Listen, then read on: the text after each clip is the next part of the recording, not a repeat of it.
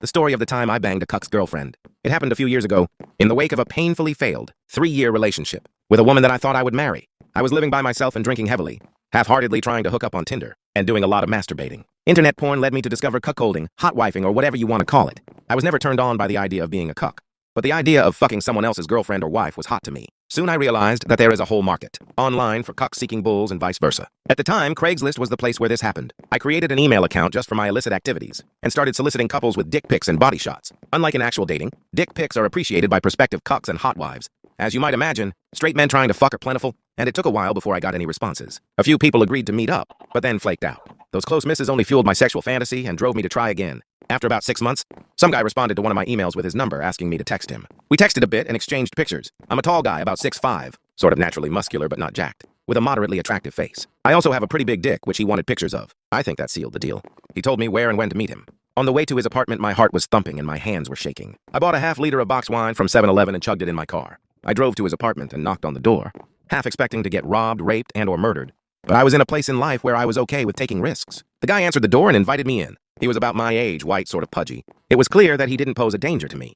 His girlfriend was sitting on the couch. She was a bit overweight, but not totally unattractive. She wasn't exactly hot, but what did I expect, really? "Look who I found for you, Annie," he said. "He's a big one." We were introduced to each other and shook hands. Annie was very straightforward and businesslike, as if she had done this 100 times before. "Well, do you want to get to it?" the guy asked. "I might come in while it's happening, just to make sure everything's okay." Annie led me to the bedroom. She took off my clothes, then she took off her clothes. I laid on the bed and she straddled me. She had a big pot belly that rested on my stomach. She was slightly sweaty and had strong body odor. A fleeting impulse told me to just get up and leave, but I decided that I had come too far to turn back now. She started kissing me and rubbing my dick, but it wouldn't get hard. After a few minutes, she said, "Is this your first time, hun?" I admitted that it was. "Do you need my boyfriend to come help out?"